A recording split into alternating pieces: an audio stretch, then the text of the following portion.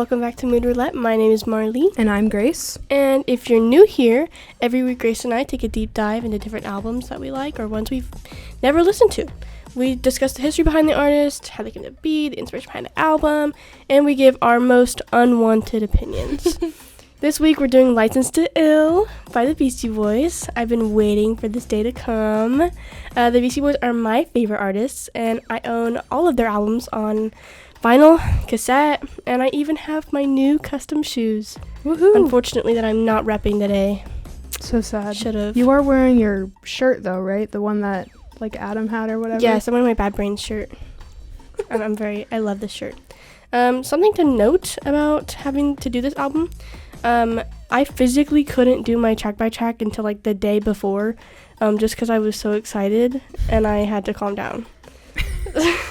Which I don't know if anyone can relate to. Maybe I'm just weird. No, my thing is like when I'm excited about something, I want to like do it right then. That's why I have almost the entire BTS episode already written out. Right. And like ready to, except the track by track. I have not done the track by track yet because I'm like really excited. Exactly. To yes. But it's also like I don't want to do it too early because my opinions on music change very quickly and very impulsively. So based on my mood. Well, I listen to this album I think every single day. Not every song. Yeah. But you know, yeah. At least once a day, I think. Yeah. I reread the book every month, you know. So the Bible. Yes, Marley's I Bible. call it my Bible. There are 13 tracks on this album, all about 3 minutes or 4 minutes, which isn't too bad. Not too bad to The Clash, for sure. It's about 44 minutes at the runtime. Yeah. So that wasn't bad. It's not at all. So some history about this band. My favorite band. They started as a punk band in New York by Adam Yauch, Mike Diamond, John Barry, and Kate Schellenbach. If you've heard of Luscious Jackson, which I have because I love the Beastie Boys, she's the drummer for Luscious Jackson as well. She's a great drummer, so you should take a listen for sure. They started their first EP. Subtle foreshadowing. Right. Pollywog Stew, which is very interesting. I don't know why you would name your EP that, but whatever. I digress. Which had Cookie Puss on it. Which yes, all my friends know about Cookie Puss. Yes, Carvel, love Carvel. it. Yes. It came out of Rat Cage Records, which is just a friend that they knew, basically. They made friends with this guy and was like, I think it's Donna Parsons, and they were like, hey, you should do this. And they're like, okay. So, yeah. Very, very lucky, I guess. After the release of their first EP, Pollywog Stew, in 1982, John Barry unfortunately left due to kind of the shift in direction. They were getting really into hip-hop and rap at that point in time because Run DMC was the biggest band basically in New York at that time. Mm-hmm. So because the boys and Kate wanted to shift directions, he was like, nah, I want to be a punk still. So, but I mean, they're still friends. Well, R.I.P. But you know, they were still friends. Yeah, that's what matters, you know. But they ended up replacing John Barry with someone that they met in a band called The Young and the Useless, which ran in the same downtown and New York City punk circles, kind of that they did, you know, the Beasties would kind of play a set and then the Young and the Useless would open for them. And that man was named Adam Horvitz, or Ad Rock, as we know. They met him when he was 15, so damn, they were really young. Damn, what are we doing with our lives? Ugh. Rick Rubin, off of Def Jam, met Mike D, Adam, and Yauch, right, in his NYU dorm room. And they only agreed to meet him because they said that, Rick said that he had a bubble machine. These boys crack me up. Everything I've learned about these three boys are just I guess they're men now, but at the time they were, 18. I just laugh. I'm just kind of you know what? Well, because Rick was a DJ, and then he was like, oh, I got a bubble machine too. And he's like, well, we don't give a fuck about your DJ. Where's the bubble machine? Where's the bubble machine? They arrive. No bubble machine. No. So they're like, what the fuck, dude? But yeah, and so after that, Ruben became the producer and DJ, coined the name DJ Double R. So if you ever hear that everywhere, you'll DJ know that's Rick Rubin. I had to tell Amaya that. During their transition from punk to hip hop, producing, I don't call it a debut, but I guess it's like their debut rap album, Licensed to Ill. Yes. Beautiful. Through Def Jam, which basically the Beasties, like, founding members. Like, they basically helped Def Jam get there. There you Because Russell Simmons is the brother of DMC. Or no. Run. Sorry. DJ Run. My bad. But Russell Simmons is the brother to Run, so he kind of managed Run DMC. So he and Rick Rubin came together and they started their own little like rap hip hop thing. I think they also managed Curtis Blow, if I'm not mistaken, and Full Force. Don't ask me. But I don't know. I don't know. Maybe. Who knows? Let's see. They opened for Madonna, which was great. Purely by accident, which is insane. Now, how do I get that?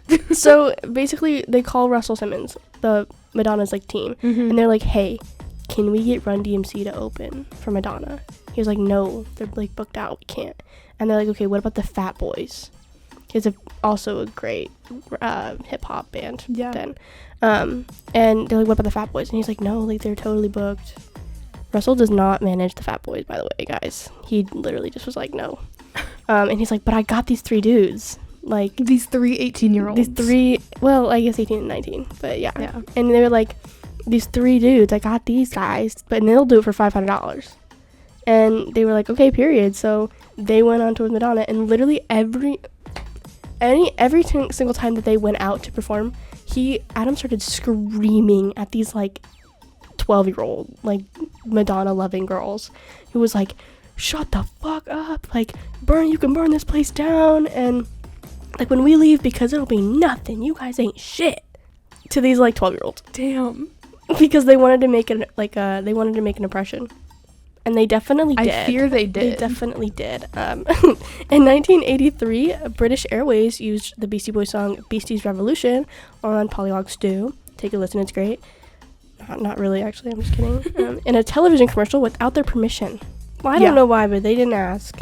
And I know it's like a thing now, but definitely back then, because they were like kids. Yeah. They were like, no. Like, literally, Adam was in his living room, with like in his little apartment in Greenwich, like just in his living room, and heard his song on the TV and was like, what the fuck? Like, did we have to sign off on this? And his friend was a lawyer, and he was like, yeah, you can sue them for money. because like, that's like copyright claims. Yeah, right? and he's like, you can sue them, and he's like, okay. So they did, and they got $40,000 in a settlement. Oh my gosh. Which, think back, this is 82. Yeah. So that's a lot of money. That's a lot of money. Now it's like nothing. But yeah, for copyright stuff, yeah, that's nothing. But that was a lot. And this money was kind of really crucial in like funding their early career.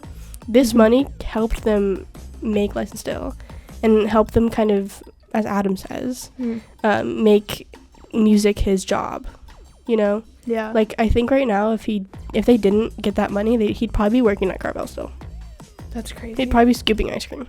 He would be scooping you ice cream, making you a cookie puss cake. Damn. Yeah, they were really lucky. But, yeah, so they rented an apartment that was their rehearsal studio, which is really cool. And it also helped them create a lot of the new songs, because on the album, it's kind of just compiled singles, because they released every song kind of as a single. I don't know why, but it was like at the time, I guess. I mean, yeah, if you don't want to make like a full album and you just want But then I think Rick was like, oh, do you want to make an album? I'm like, okay, cool. You know? I think the whole time Rick was just like, hey, do you want to do this? And they were like, okay. Like, I wonder which one makes more money. Do you think singles make more money or albums? I think probably singles, because then they're on the radio and stuff. Yeah. I just had that thought of like, I think albums are like more for fans, you know, because then they listen through the whole album. Because then you get like those like underground, like, you know, kind of off the grid songs.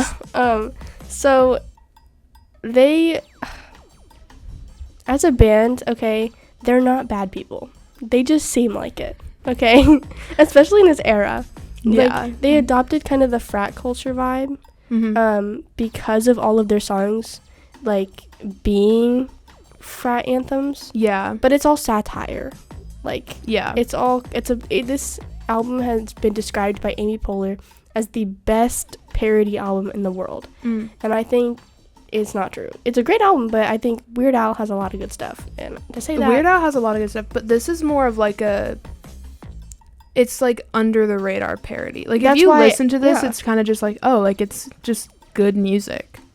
Yeah. Like, but they're great now. Okay, calm down. No, I believe it. And during Pollywog Stew, John Barry was talking about how it'd be so funny if they had like an acronym for Beasties and what it meant. Mm-hmm. And he's like, it'd be so hilarious. Like, and they went on Jimmy Fallon, they were talking about it, and Jimmy was like, oh my god, like this was like I don't know if I can do an impression, but he's like, oh my god, what, this is crazy. He's like, what? He's like, wow, this is insane, like how do we not know this? And then he was like, dude, like it's a joke, like people take shit seriously all the time, and it's like, you can't trust these dudes. They're certified pathological liars. Like, hello.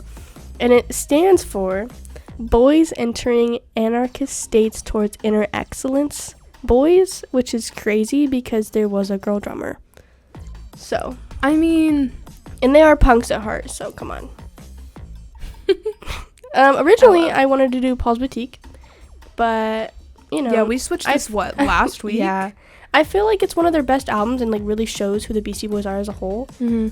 But we're not here to rate Paul's Boutique. We're here to do License to Ill. Yes. Since I'm a pushover, I felt like Grace would hate me. Literally, I did nothing. You just texted me and you were like, we're changing it. I was like, okay. Well, I just felt like you would hate me if you had to listen to it, because like it's a really long album, and also like it's like you can't just like, you know, like, don't get me wrong, Paul's Boutique is amazing, like probably a masterpiece even. Okay. But you can't just throw someone into the Beastie Boys. Like, you gotta like start at the beginning. You gotta like ease. Yeah. Like, now that I'm saying that, I'm gonna talk a little bit about the Paul's Boutique, just a little bit, because it's an insane, amazing album, and it needs recognition for sure. Okay. It's amazing. Go for it. The 360 on the album, it's beautiful. Okay. I wanna put like tacks on my vinyl and like hang it up, but I know that I would never do that because that would kill me. Mm-hmm.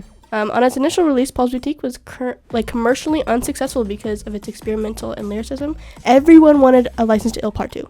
Everyone wanted it. That's how it always is with like your sophomore album. Mm-hmm. Like, they all wanted, like, they were expecting frat guys, but like got like jazzy punks instead. Like, you know, like it's like a full like 180.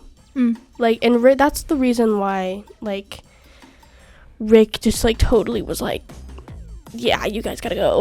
Like, ugh, it was a whole thing. But it's criminally underlooked, and unfortunately, I do have to bring up the death of MCA at the end, and I can't because I'm gonna cry.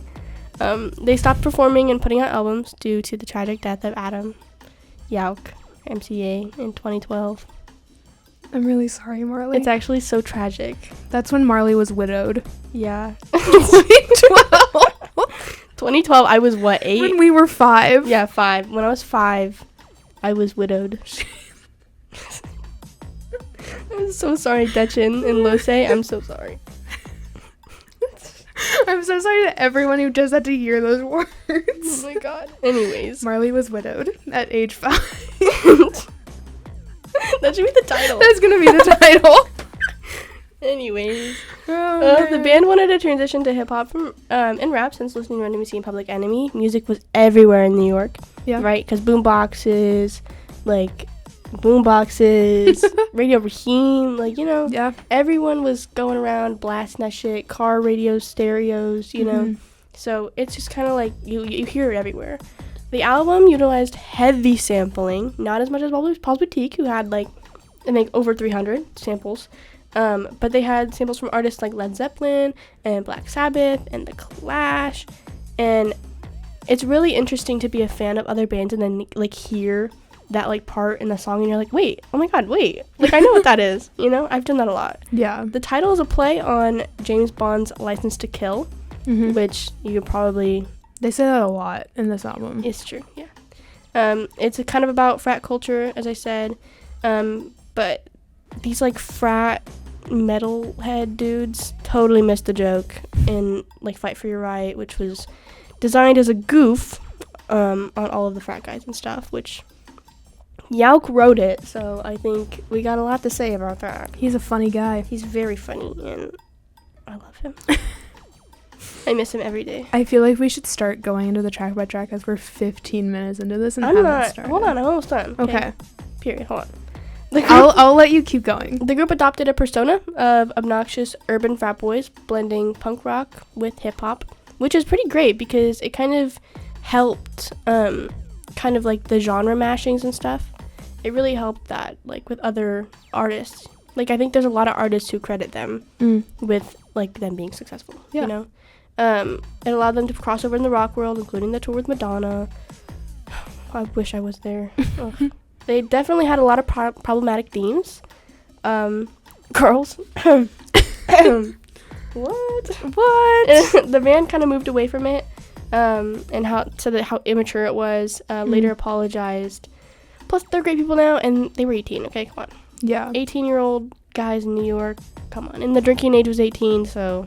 I mean, drunk guys. I think the best way I sum up this album is just like # guys being dudes. Yeah. Like, you know the saying of like boys will be boys? I hate that saying, by the way. But like the boys will be boys, it's just that's what they always talked about how like whenever they were writing, they literally just were like laughing about shit and like like this was like album like, made by friends and like, But the reason that they kind of moved away and did their own thing was because Rick Rubin was doing everything and kind of keeping them out of the loop. Like he kind of, they went on tour and he came back and he was like, oh, here's the whole album, I have it done. And Yelk was really kind of pissed because he likes to kind of know the technical aspects. Like, I'm talking like I know him, but like he did. Marley's close personal friend. Yeah, literally. And he was kind of pissed, so he was the first one to kind of be like, I don't want to do this anymore. And they kind of talked about like not caring at the time and being like, oh, it's cool to have something like that. Yeah, it's cool to like be like, oh, I have an album, you know. So they didn't really care at the time, but Rick really wanted them to stay frat guys and make License to Ill Part 2. So they were like, yeah, no, because they don't like being frat guys. They don't like pretending to be. It's like a performance. Yeah, you know. It kind of turned into that. That's why I hate Rick Rubin, because now when you listen to License to Ill, you do not give the Beasties any money. You're giving Rick Rubin money because he does not give them the rights. So that's why when I listen to it, I'm like a little bitter. I'm like, they need to make a Beasties version. Yeah. Like, you like Taylor's version, but like Beastie version. They need to make that. Yeah. But that's why I think that all the old guys who say they loved License to Ill are actually the problem. Like, they didn't get the point of the album. And that's my dad. Okay? My dad. All the dads out there, they're all like, oh my god, I loved License to Ill. I love it. Like, okay, but you're the problem.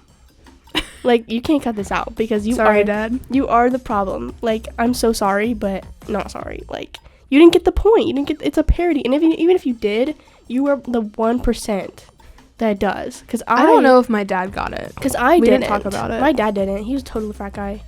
Total. My dad was not a frat guy, but like, and he's not a partier either. So maybe he did. But like, we actually didn't talk about that when we were. But then again, discussing. I took it seriously, and then I developed the kind of like understanding. I think I also took it seriously, but then like you told me the other day, you were like, well, it's a parody, and I was like, that makes sense. Yeah, and then you can re-listen to it, and you're like, oh, okay, you know. But that whole kind of reason because of Rick is why they're so paranoid about the whole system, which you should. It's the music industry. You should be paranoid. That's why like. They would always be like, oh, who's going to direct your music videos, blah, blah, blah. And they didn't want to do any more, like, photo shoot stuff because it's, like, really artificial, you know? So they got Yauk's Swedish, I think, uncle. And they were like, oh, Nathaniel Hornblower. They were like, oh, he's going to direct all of their stuff. So he did. And he's, like, kind of a drunk, I guess. So it was kind of interesting. But, yeah. He and Yauk have a very uncanny resemblance. And I think that's really important to a family. Yeah. So, yeah, Nathaniel, I would love to meet you one day. Maybe he died because he's really old. I don't know. But he's probably like 80s for now. Yeah, I don't know. But he's Swedish and he's really cool. And he has a great sense of style. So there you go. Love to meet the man. Love it. Anyways, after that long spiel. Should we do track by track? Yeah. So first one is Rhymin' and Stealin'. Okay. So, I'm going to give a little bit of backstory to when I started listening to this album. A grand total of 6 days ago. I went home for the weekend. I was with my dad, and we were talking about the Lumineers episode, actually, because I had just finished editing it, and it had been scheduled to go up, which was really exciting. I always give myself a little pat on the back when I schedule those, and I'm really proud of it. and he was like, oh, what's next week's gonna be? I was like, oh, we're doing Beastie Boys. He goes, are you doing License to Ill? I was like, yeah. And he was like, oh my god, I love that album. Like, when you hear me talk about like BTS, that's how he was talking about this album. Like, he loves it. Shout out your dad. Yeah. And then the next day I was running errands and he was texting me because he was at the gym listening to the album. He was like, oh my god, this song. I was like, all right. And I was in my car and I was like, you know what, might as well just start listening to it now. So I put on this first song, Rhymin' and Stealin'. I love this song. This song is so good. It's so fun. This happens in every single song that they do, but the back and forth between them in like the middle of a line, I like love that because I think it sounds so authentic. So just like, you know, 3 guys who are best friends sitting in their bedroom, like, okay, like just kind of freestyling. And it's not as like thought out, which I really like because I feel like music nowadays, especially music I listen to, it's very thought out. It's very like, we have to say this here, we have to say this here. So I really, really like that. The Alibaba and the 40 Thieves build up, I think is my favorite part of the whole song. Cause it like, I don't know if it's in the middle of the song, but it's, you know. Yeah, it's towards the end. Yeah. But yeah. The whole thing pulls back and they're just like whispering and then they're like building up and then they start, you know, rapping again. I loved it. It just gives teenage angst. Love that. Also, I think I've matured because the first time I ever listened to a Beastie Boys song, I was 15. And it was Paul Revere, so we'll get to that later. But I was kind of like, what the hell is this? No, yeah, me too. Why are you playing this for me right now? Put on some Taylor Swift. Like, what the hell? No, like, saying as the biggest Beastie Boys fan in the absolute world. Yeah. Like, you know this, I'm the biggest fan. I did not like any of their songs. I was like, at all. What is this? It's just because they were overplayed in my childhood because my dad would play them constantly. Yeah. Like, we'll get to it, but like, it was just. That's why I can't listen to any Primus. We listened to Paul Revere. I had listened to Girls. Fight for Your Right and No Sleep Till Brooklyn are like iconic, so whatever. But some of them I'm just like, what the hell? But now I listen to more rap, and I especially listen to this artist called August D, and he tends to kind of like scream in his music, and I was kind of like, you know what, this is good. And that was, you know, I started listening to him in like July. And so now I think I've matured a little bit because I can actually listen to this stuff and enjoy it. I gave this song a 4 out of 5. I really freaking liked it. I was really pleasantly surprised. Yeah, I really like this song. Damn. So you ranked it higher than I did. Really? Yeah, I ranked it at 3.5. Just because I play this album a lot. So like you get to the point where you're like, okay, I like this song, I don't like this song, I like when I'm on my CD player, like I'll just like be like, okay, skip like just because like I'm in the mood for one song, and then like I'll go back and I'm like, okay, so I haven't, like, this is the first one, so I'll just, like, I haven't listened to this one in a while, but I really love the samples in this song, especially Zeppelin's When the Levee Breaks, because I love that song, and also Black Sabbath's Sweet Leaf. I love Black I don't Sabbath's catch Sweet on to the samples because I don't listen to a lot of those songs. I do because I do. Yeah. You know, and the thing is, something you have to know about this album is none of the like instrumentals are theirs. Okay. They are all samples. Okay. The only authentic thing, except for exception for like No Sleep Till Brooklyn, all of the like basically the only thing original is their voice and their raps. Okay, but that makes sense because none of them are like musicians. Yeah, well, actually they are. Like, okay. They really are. Like, that's why, like, in their first single, Rock Hard, okay, their very ever first rap thing with Kate Schellenbach. Okay. Which she left the band because they were douches. You know, because she's great. We love her. But, like, they had a line in there that Rick really wanted them to say, which was, like, something along the lines of, like, oh, we're not just rappers, we're real rock stars. Because they can play instruments. No, that's why in Check Your Head, they go back to instruments. Because they like, Pulse Boutique is, like, a full rap album. But then they kind of were like, okay, we want to get more into, like, our instruments. And that's why they wrote great songs like So What You Want and Gratitude. Like, all of that is them. Okay. And Adam became more of, like, the voice, I guess. But yeah, it was really cool. I really like the fact that Yauk had how he made the beat in the beginning, how it like loops. Yeah. Nowadays you can just click like loop, right? But his whole thing, like, he had a tape deck up on the counter in the kitchen, a 1/4-inch reel-to-reel tape deck. Okay, that's huge. They probably didn't even know he had one. He pulled out the tape of the machine, wound it around a mic stand and another mic stand, and then a wooden chair. He hit play, the tape went out of the machine, around the mic stand, around another mic stand, around the wooden chair, then back into the machine. He had the intro to Led Zeppelin's When the Levee Breaks, edited and wound into a loop. Damn. So that's what you had to do. Like, you had to do that instead of just hitting loop. Like, yeah, like if you go on GarageBand, you just... Yeah, so that's what he had to do to click it and make drag this. it, and it makes the loop.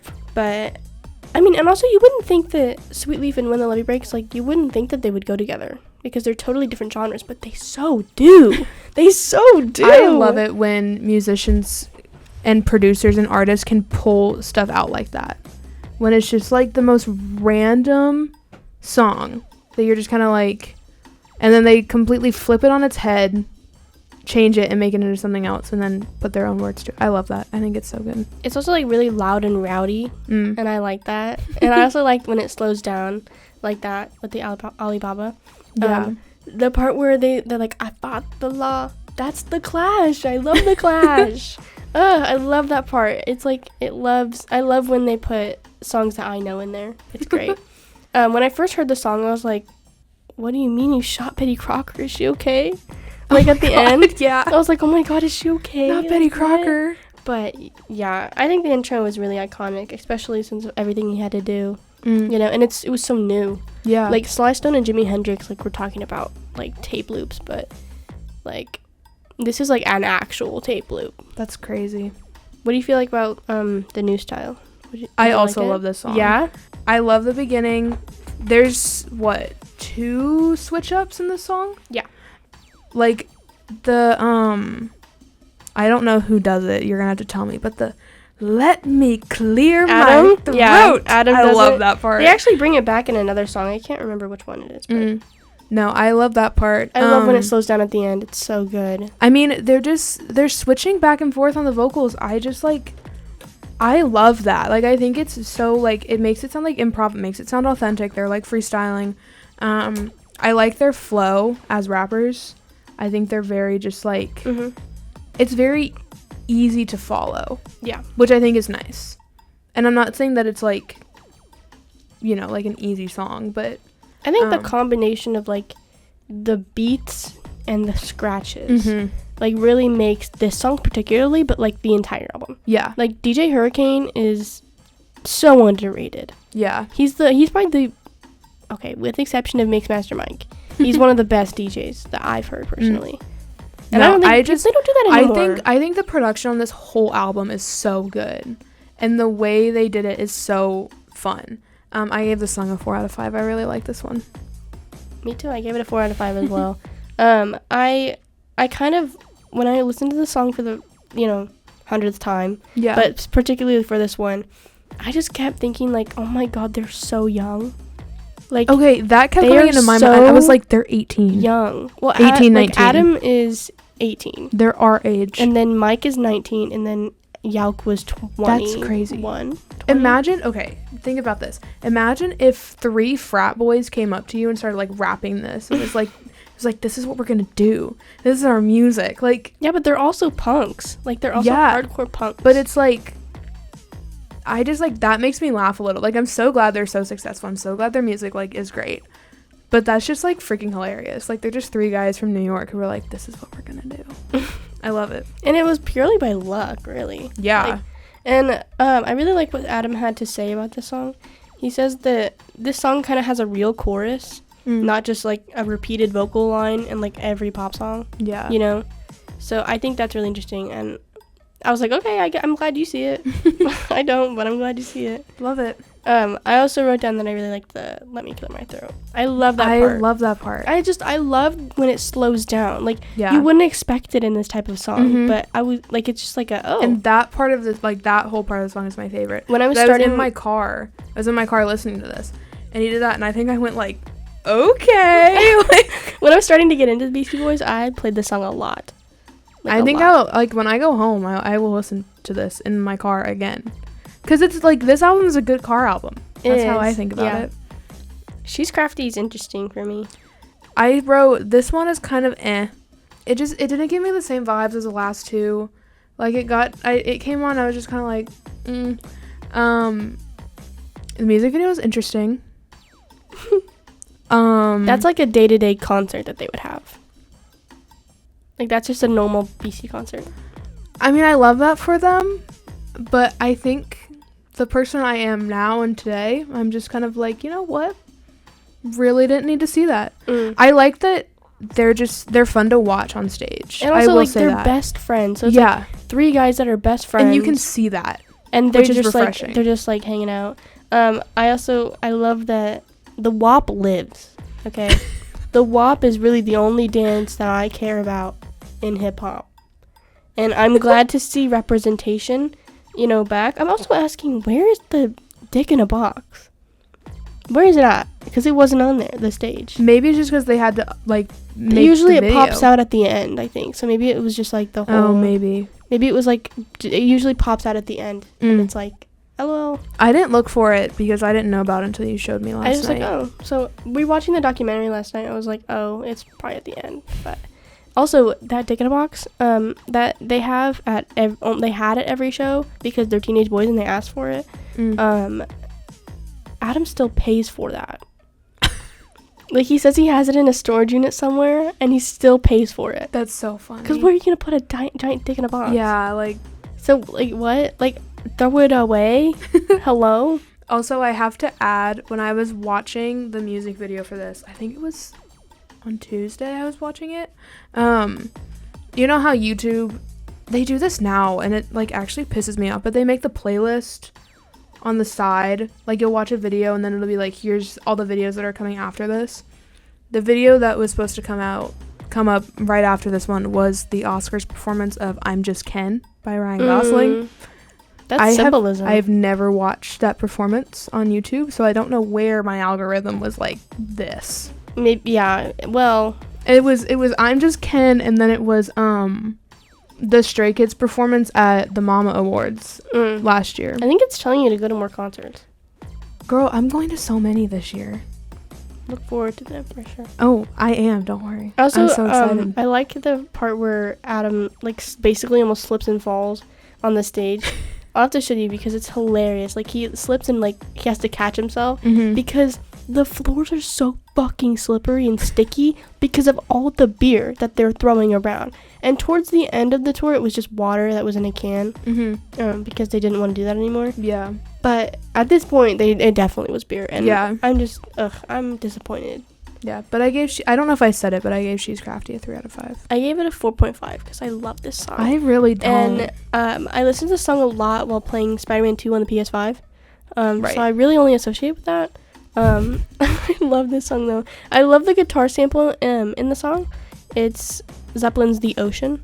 And I love that song. It's so good. Yeah. And it's also an actual, like, story, which I always appreciate. Yeah. And I love MCA. Did I say that? I feel like I love MCA. He's just so silly and hot. I did write There's a Story. I said There's a Story just didn't give me the same vibe as the last two, yeah. Posse and Effect I don't remember at all. Yeah, Posse and Effect is kind of just there. But it's more just like frat culture. It's really simple, yet it's energetic as well, which I like.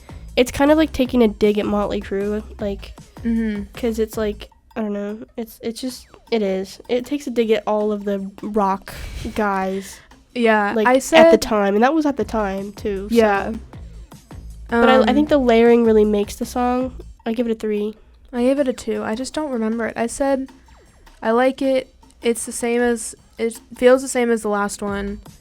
I feel like they all sound very similar. I wish there was more of a difference between them. But it's like, I say that, but I also like some more than others, so I don't really know where I was going with that. But yeah, I don't remember it. So 2 out of 5. Yeah, I don't listen to this album as much as I should. But I don't. So Slow Ride is interesting. It's obviously sampled by Lowrider, you know? Mm-hmm. Like, I just think it's so silly and so funny. I love this song, I do. It's a lot slower than the rest, which I like. But people take these lyrics so seriously. Like, I'll be watching interviews and they'll be like, so, do you remember when you were on dust eating KFC? Like, bro, they weren't on dust eating KFC. Like, these guys are pathological liars, okay? And also, they're just talking about frat culture. Like, that's not that. Like, it was, but it wasn't them. Yeah. You know? Like, they're asking them in the interviews if they remember it. Like, but then again, we'll never know because they're liars. I mean, yeah. And they never tell the truth about anything, so. Yeah. I said the brass in the beginning, I've heard that before. What is their obsession with White Castle? White Castle sucks. Okay, you gotta think about the time. But like, still. At the time, in New York as well. It's like the Dunkin' Donuts. They could have gone anywhere. The 80s, New York, it was White Castle. To all New Yorkers in the 80s, why?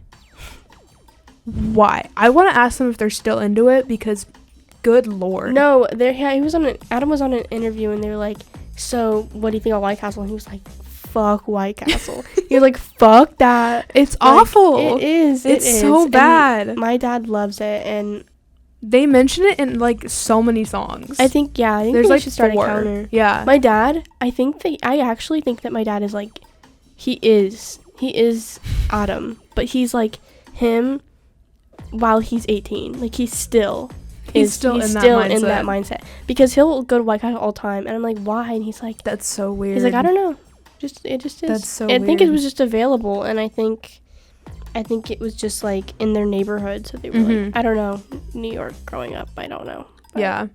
I said I like the switch up in this one. I like all the switch ups that they do. I think that that's fun.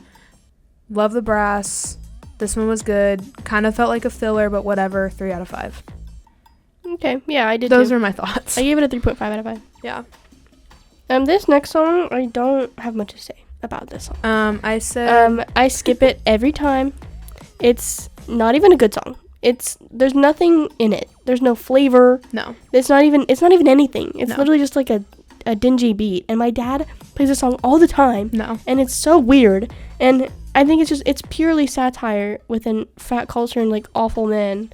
Mm-hmm. But, and also lyrically, like he talks about Adam's like just overall desire for women, which if you knew him back then, he did. Like my personal friend, like he did. Like, yeah. Trust.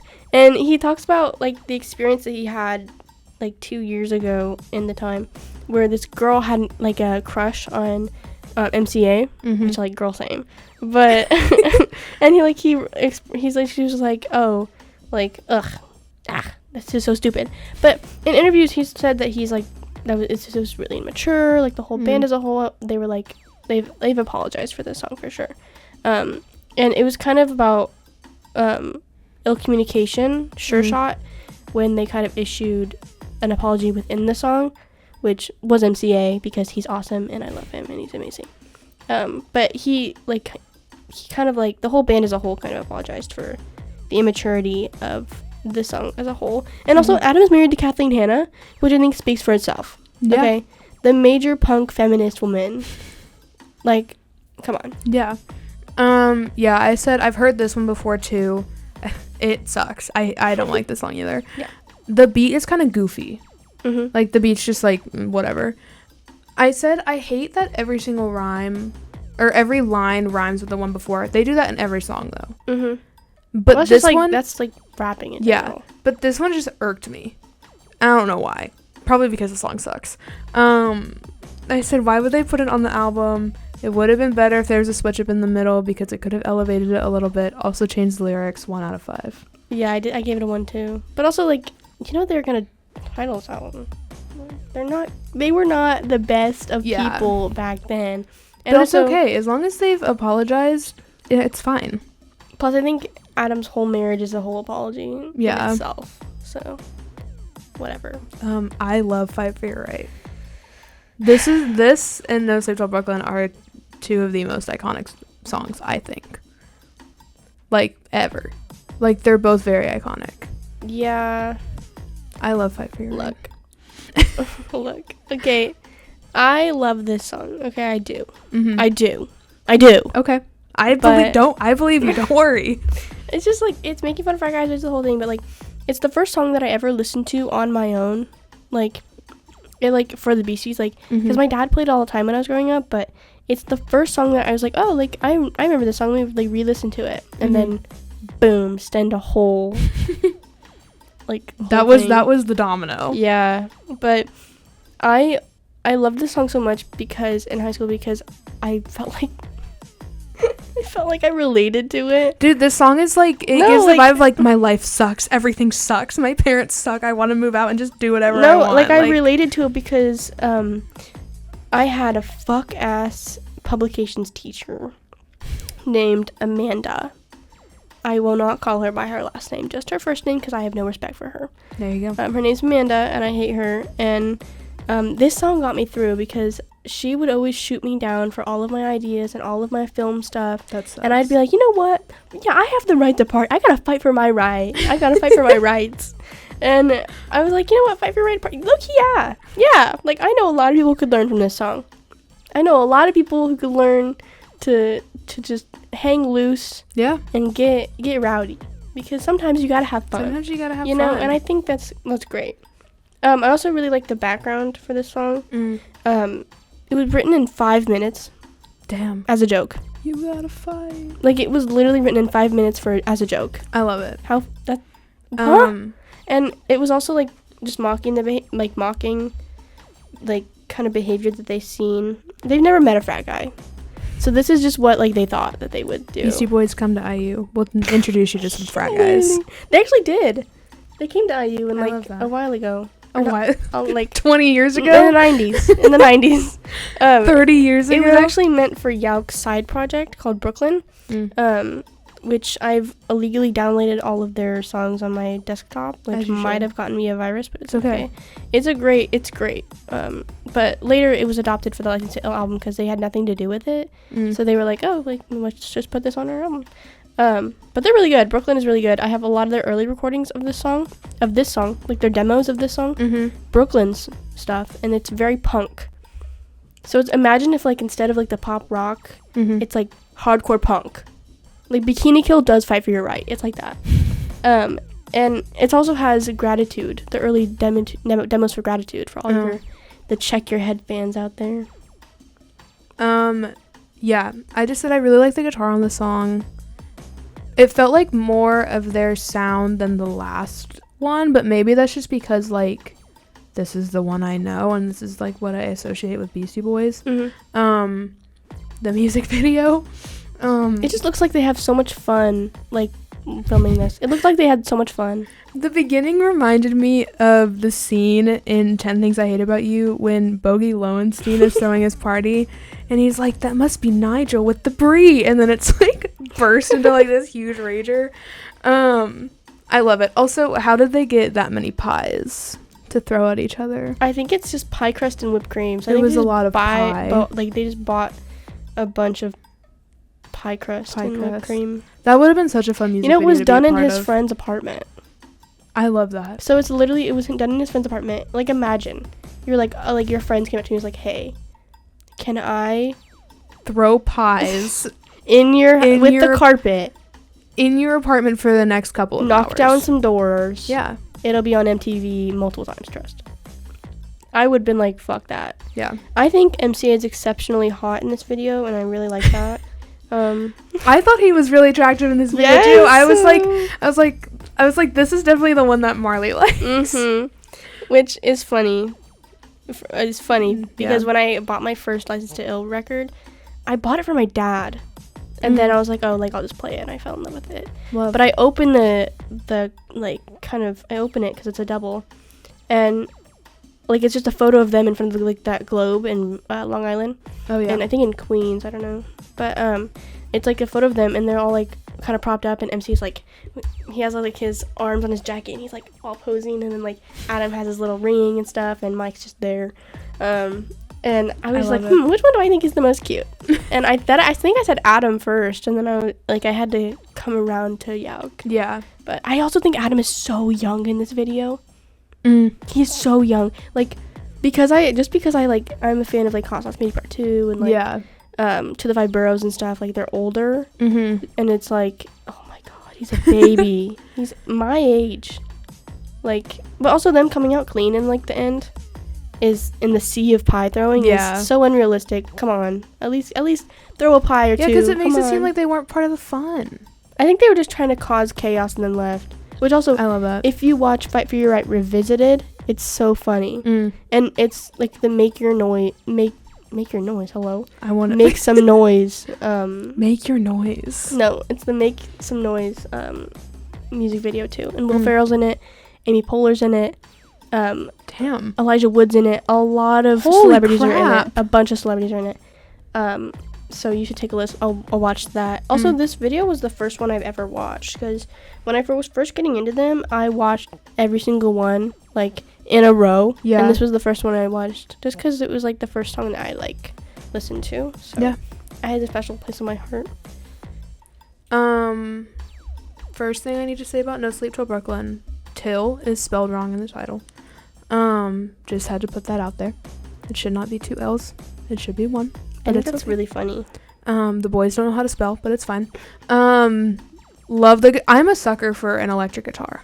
I think you're gonna come to find this out about me as we go further into the albums that we have. I love an electric guitar. So I love the guitar on this one as well. This is the song when I realized that they were rhyming after every sentence, but it just sounded awful in Girls, and it's fine here. And then I said I wish I was around in the 80s, because this would have been so fun. I gave this song a 4 out of 5. I don't have anything to talk about with the lyrics or the production at all. I just really like it. Right. I say this a lot. Actually, like a lot. And I think it's about time that I do it. But I don't think a time machine would be very hard to make. I wish I had a time machine. And I think that if I make one, I'm going back to like 90. No, I'm going to go back to like 86. Or no, 89 in LA. And I'm going to meet them. Yeah. And I'm going to see them. Go for it. Ugh, it's going to be so good. I'm going to make this time machine, and I'll let you know. I'll update you guys on how the time machine's going. Love. This song was kind of like a dedication to Brooklyn. Because it was where Adam was from. And it's kind of the home base of the Beasties. Like, they weren't all from Brooklyn. But if you ask anyone, they'll all be like, oh, they're from Brooklyn. Like, it's just a thing. Like, they were more Brooklyn than Manhattan, even though Mike was from the lower, like, west side. And Adam's from Jersey, but whatever. He's from Greenwich, I guess. But yeah, it's just like whatever. The title is kind of a parody of the heavy metal band Motorhead. Their 91 live album, No Sleep Till Hammersmith. So, but they spelled till wrong, right? So there you go. They've learned. I love a man who can just learn from his mistakes. Right. And also the guitar is real. So it's not a sample. No. It's the guitar. The guitarist from Slayer. That's I don't know his name. I like it. But it's real. It's really catchy. Yeah. Back when Brooklyn was cool, I guess. Now it's gentrified and sucks. Yeah, I mean, it's hard to say that I like anything on this album just because it's satire. But I don't know that I, like, if I was like, oh, I love Fight for, like, then I'd be one of the frat guys, you know? I just think that it's, like, they're just fun. Like, that's why I like them so much, is they're just, like, fun to listen to. And they're fun to, like, rap along with. It's not so much the message that they are portraying. It's just kind of like, okay, if I don't want to listen to sad, serious music and I just want to, like, enjoy something, I'd, like, put that on. Like, if I was at a frat party and this would play, I'd be like, yeah, this is right. Yeah. This is correct. Like, if I just want to feel, like, a little bit of teenage angst, like, I'll just put on some of this stuff. Like, it's just, you know. What do you think about the music video? I actually didn't write anything about the music video, which is absolutely insane, because I watched it. This is one of my favorite music videos off this album. Hang on. I loved this one. I really loved Intergalactics just because of, like, the Hornblower's amazing direction, and because of the whole, robots and stuff. And I wanted to be them for Halloween, but unfortunately that might have to come another year. Were you trying to get Amaya to do it with you? I'm trying to get anyone who will. Oh, to do I it with really me. like this music video. It was just them performing again. I think that's why I didn't write anything down about it. Like, it was just them on a stage. Yeah, I really like this music video. Yeah, Sorry, I think needed a it's back when refresh. artists actually had fun and acted in their videos. Yeah. Like, you don't see that a lot, you know? Like, with Taylor Swift, like, I'm not dissing on her, but, like, No. I low-key am because she, like, carefully thinks out every movement she makes But in her that's how music she videos. wants it. I know, but that's the thing. Like, I like it when artists can just have fun and do whatever they want, you know? Like, because that's how I would be. I do like hers more, like, not more than this, but, like, more in general, just because she's the one doing it. It's not like One Direction, where they brought in Ben Winston every single time, and he was like, we're gonna do this, this, and this. We're gonna get Danny DeVito. We're gonna get you on a cow. They weren't ever on a cow, but, like, we're gonna get you in a mountain, and, like, it wasn't ever them doing it, or like, oh, we're gonna put you in NASA in spacesuits. Like, Taylor Swift, she's like, this is what we're doing. Go. So Which I think in this one it was mostly Rick Rubin. okay. He directed most. Like, they have a movie about Def Jam called Kush Groove that I watch religiously because they have a 1-second cameo with the Beastie Boys. That's like it. But Right. Sheila E. is a great in that movie. You guys should watch it. Also, MCA Love. I love him at this stage in his life. It's great. Yeah. And also, I said that would be me. I'd be all the girls. All the girls ripping their clothes off. That'd be Yep. me. That'd be me. With my teeth. Hello. I also love that they beep out the, like, curse words. Yeah, it's That's like the so part about their funny. manager and stuff. They It's like so bleep it all out. Funny, like, bro, it's not. What? I mean, they it's say just another like. they say whore and they say dust. It's not that bad. Trust.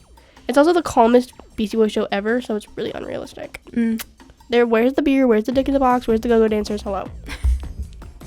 Yeah, it was very tame. I was a little surprised by that, but so I mentioned this earlier, but Paul Revere was one of the first Beastie Boys songs I heard and like remember listening to for the first time. I don't remember Fight for Your Right. I don't remember the first time I listened to No Sleep Till Brooklyn, but yeah, I listened to the song for the first time when I was 15. Thank you, Jocelyn. Really put me on. Not really, but whatever. I like the beat in this one. It has the same beat as some Hamilton songs. Right. I'll just say that. It does. Okay. Which is ironic because it's called Paul Revere. But this song was kind of a letdown from the last two, I think. I gave it a 2 out of 5. I just didn't like it that much. 2 out of 5. I don't like this one. I give this a 5 out of 5. I don't like this one. It's my favorite song. I think it's so good. No. I think the reversed beat is such a good choice, such a good idea. Like, Hello, that was so innovative at the time.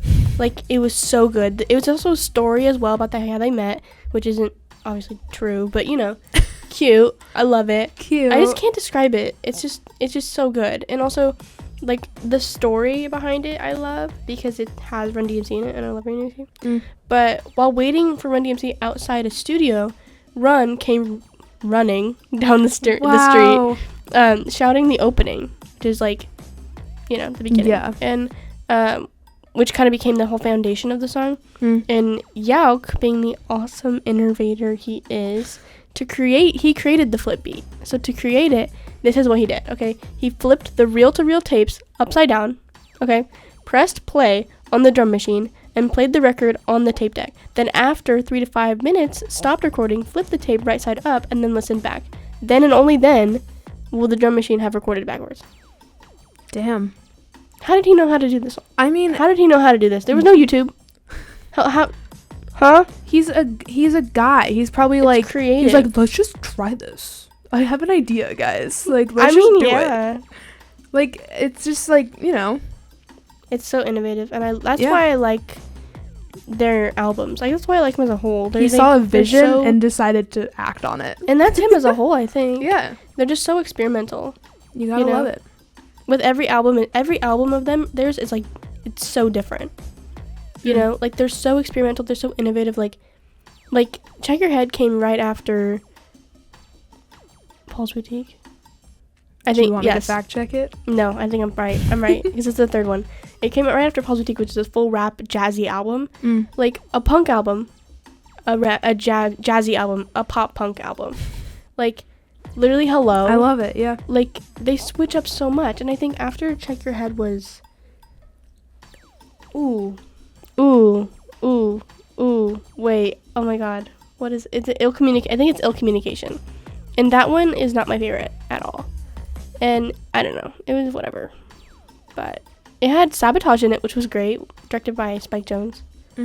So that was cool. Don't ask me what comes after Ill Communication. You were right. Because I don't know. Paul's Boutique, Check Your Head, Ill Communication, Hello Nasty. Hello Nasty did not come after it. Okay. It can't. It has to be like their... It's gross punk one. not in order when it shows up on Spotify originally. Or like on the It's main their page. Root Down EP or whatever, and then it's... Yeah, so Paul's Boutique, and then... Jesus Christ, Check Your Head is so long. It is. Check Your Head, some old bullshit. Oh, that's like their... That's Pollywogs compilation. too. Yeah. Ill Communication, the deluxe of Ill Communication, Root Down EP. Yeah, that's what I said. And yep, So their awful punk album came after that, and then it was Hello Nasty. No one listens to that. I think that album actually goes for $5. That's crazy. No one listens to it. No one likes it. And I hate saying this, but it's true. Damn. I don't know one person that listens to it. Everyone has a flop, you know? Every great artist has a flop. It's just because they wanted to go back to punk, and people were like, where's the rap? Hello? That's why, like, it just wasn't at the time, you know? Because it was, like, during the grunge movement. So they were like, what is this? Hello? But, I don't know. Hold It Now, Hit It is not my favorite. I low-key always skip this one.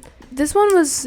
Nothing stands out. Like, meh. That's what I said. I said there wasn't anything to really latch onto. I love the drum beat, but, I mean, whatever. I like the scratch and the, like... I think they say, like... It's, like, some sort of scratch and, like, Hold It. It feels like a remix on a DJ.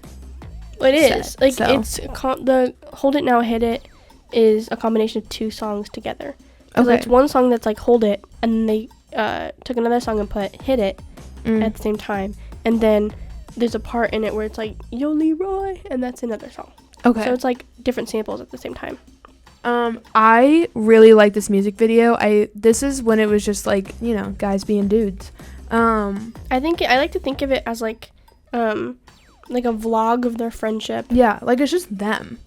And it's like, you know, they're performing and then they're in like the streets of New York and you get the fisheye lens of them just like hanging out in like an alley. Dude, the fisheye lens with the slow singing will return more than once. More than one. If you watch all the music videos for Paul's Boutique, that's it. I love it. And the slow singing for Check Your Head, like that's they only know how to do that. That's it. Yeah. Yeah, they're just like there wasn't really anything to like latch onto, which I kind of don't like that it's like that because like it has a music video. It's like a quote unquote single, whatever, but well, also like we think this, but when you talk to people who like lived then, they love this song. It's just like I don't know why, but like there's an interview with Questlove and he was like, I love this song so much. And I mean, you know, times change. Well, it's people's also music tastes change. Fun fact: when the song came out as a single, Rick Rubin accidentally put the song without instrumentals on A side, and the real song on B side. So everyone thought the instrumental song was the non-instrumental song was the real song. Like everyone, so it's just them like rapping. Like yeah, so everyone was like, "Wow, these guys are so good. They can rap without beats." Like that's acapella rap, and it was playing on the radio, like literally. So that's crazy. Yeah, that's like when Taylor Swift accidentally released 30 Seconds of Static instead of Out of the Woods. I also like this album because Adam used to be so full of energy and silly. Like they used to be so full of energy. Now they're 60. Well, they're old, Marley. I know, but it's like, ugh. I'm sorry. Rip the energy. I'm really sorry. Like if you watch live videos of them like now, like well obviously now because they're not touring, but like you know like 2012. Yeah. They're like just walking around. Like they used to be jumping and like backflips. Marley, and, I like, fear if they that jumped one on stage now episode, they'd like lose their knees. But that one episode of Big Time Rush where they did like the trampolines, like oh yeah, that shit, you know. And it just makes me sad that people get old. Like hello. Well, I'm sorry. I rated this song a 2 out of 5. I gave it a 3 out of 5, but I think I'm gonna change it to a 2 out of 5. Brass Monkey. I was walking back from like the bathroom or something the other day, and I just started going, Brass Monkey. But I was like, what has she done to me? What has she done? I turned you. I don't like how I am. No, I'm kidding. Or like literally while we were sitting here, I was pulling up my thing, and on the side of my Google Doc, it has all the title names, and I saw Brass Monkey, and I'm in my head like, Brass Monkey. It's so good. This is just gonna live in my head now. It's absolute gold. I love this song. It's this the song catchiest, is good. most danciest song to ever exist. It's just funky. Yeah. Funky. And the monkey. chorus is so good. Like, I hated it when I listened to it. Like, I hated this song when I listened. Like, I would skip it every time. Damn. Because my dad played it constantly growing up. So I skipped it every single time. And I came back to it when I was getting into the VCs. Like for Fight for Right and stuff like that. I was like, oh, I'll listen to it, I guess. Yeah. And then I fell in love with it. So yeah, it's good. I don't like get it. how you couldn't like it. It's just like it's you a said, fun it's song. funky. Like yeah, it's just like, and it's so different from everything else they've been doing. I also want to personally like when I get of age, I want to figure out what the hype is. We should try it. Like I think 21st birthday, our first drink we need to have is like rum, vodka, and orange juice. We need to figure this. We need to go. Now for me, that's next year. That's my senior year. That's my senior year. Hello. I'll have to fly out to California and be like, Marley. Yes, bring a case. I'm ready. A Brass Monkey. I give it a 5 out of 5. I'm gonna push it up to a 4 out of 5. I have a 3.5. I'm gonna push it up to a 4 out of 5 purely because I think because I did this on Tuesday. As the week has gone on, it's changed. Yeah.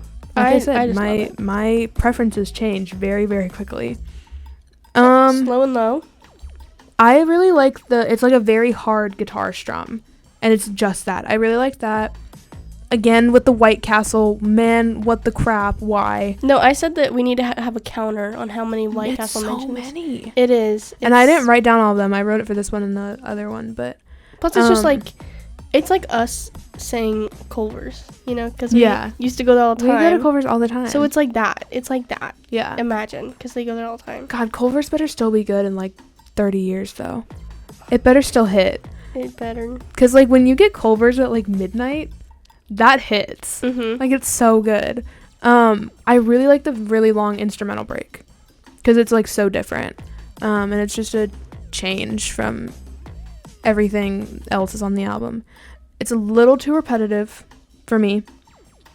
It was because I feel like all the other songs, there is a lot of repetition, but you don't get tired of it. I feel like I got tired of the repetition in this one. I gave it a 3 out of 5. Okay. Yeah, I give it a 3.5 out of 5. It was originally written and recorded as a demo for Run DMC around 84, 85 for King of Rock. I love that album. I play it almost every day. It's amazing. But it was gifted to the Beasties. That's why in the song you'll hear we're the Beastie Boys, not Cheech and Chong. The Beastie Boys are 3 guys. Cheech and Chong is 2 because Run DMC is 2. Right. So that's why. I would love to see their version. Run DMC's version. Yeah. I think that'd be so cool. But ultimately, I think it's kind of a filler song. Yeah. Like, I think it's still really good, but it's a filler song. But I'm not complaining if you play this. The beat goes hard. You know? Yeah. I mean, it's, yeah. We're on our last song. We've kind of sped through this, I feel like. This is so sad. Because, I don't know. Time to get ill. Well, I think that, I think the only reason we have it is because I have a class in like 30 minutes. So. Also, our studio time expired 10 minutes ago, but it's fine. I really like the beginning. Would have been a fun back and forth live. I don't know what I meant by that. I like the beat. Again, it gives the remix vibes. I think the intro slaps. Yeah. I like the weird back and forth between the remix sound and the guitar sounds, like just the more like, I don't want to say techno because that's not what it is. It's but a lot of samples. Like electronic versus like, studio. I wish they had ended the song with the echo of Ill at the very end, right before that like drum pad beat at the end. I wish it could have just ended on that because I feel like that would have left more of an impact on me, at least, than the drum pad beat. I gave it a 3.5 out of 5. Okay, I gave it a 4.5. Okay. Just because, like, DJ Hurricane is an absolute beast on this turntable, okay? The melody, I think, is one of the best on the album. I think it's great. I love this song a lot. I'm loving the ending. # fake out. I love that. But also, like, how do they find these, like, niche songs to scratch? Like, they just go to a record store and they're like, okay. Like, that's insane. Yeah. What are your top songs? Okay, top 3 are number 1, Rhymin' and Stealin'. Number 2, The New Style. Number 3, it's interchangeable between Fight for Your Right and No Sleep Till Brooklyn. Okay. I feel like that could change, though, if I listened to some of these songs a bit more. But I couldn't really pick a third one, because I was going back through my ratings, and I was like, I don't know. It probably would be Brass Monkey at this point, though. Yeah, Brass Monkey's my number 1. Because I've been singing it so much this week. It's because I love Brass Monkey, but She's Crafty is a very close 2, just because of how big of an impact it had on me when I was listening to it for the first time. I would like be fighting as Spider-Man on my PS5. Like, I'd be fighting. She's crafty. And this song would be playing on repeat as I'm fighting these bad guys. And it was so good. It was my number 1 song on Spotify Rap that year. Like, dang. It was so good. My third is Paul Revere, just because it's amazing. And I have an honorable mention of Time to Get Ill, just because it's really good. I'm a sucker for, like, the last songs in the album. That's real. I don't know why, but I always do. Yeah. Overall. Except for, like, Harry's House. You really didn't, like, love My Life. Overall, I gave it a 9 out of 10. I gave it a 7 out of 10. I think overall it's a very good album. It's fun. It's full of that, like, teenage, like, angst feeling and just, like, this is what it's like to be a teenager. I think if you would have played this for me 3 years ago, I would have been like, Marley, what the fuck? Like, why? Like, why? You've grown. Give me some Harry Styles. I've manipulated you. But not even that. It's just because I've started listening to more rap and more, like, hip-hop inspired stuff. Thank you, August D. It's really expanded. Like, I feel like in high school I was very much like, I only listened to pop music. I was a basic white girl. And I think I've grown from a not so basic white girl. I obviously would add this to my playlist. I have added it, and I think I've added every single song to my playlist. think I would add a couple of them. I listen to this a lot. Okay, I guess I should talk about next week. Yeah. So next week is going to be interesting. I'm excited. It's the first time. I'm excited too, but it's the first time, like, I'm going to talk about an album that I actually haven't listened to yet. So we're going to do Decide by Joe. I love a lot of these songs. And the only thing I know about this album going into it, because I haven't listened to it yet, is End of Beginning is on there. That's insane. Which I love that song. No, yeah, every white girl on TikTok loves that song. It's a huge song. It dethroned Taylor Swift a couple weeks ago on the Billboard Hot 100. Congratulations, Joe, on that one. Because that's, like, kind of a huge feat. Like, dethroning Taylor Swift. She had been number 1 for, like, months. And then randomly it was, like, Joe. I'm excited to see what your, like, kind of favorites are, because this is kind of an album that low-key, like, I like a lot. And, like, really? I know more about. But I'm hosting. Yeah. Which like is really interesting. Because, like, I like a lot of the deep cuts, like Fool, Half-Life, and then some other the popular ones like Change and stuff, and like Gloom. But I don't know how you'll feel about it. If you like Beck, you might like this one. Okay. I think I will like it. Yeah, but we're gonna do Decide by Joe. Very excited. I don't know how to close this out because we're not going on a tangent right now about some random crap. I can. You want me to? No, it's fine.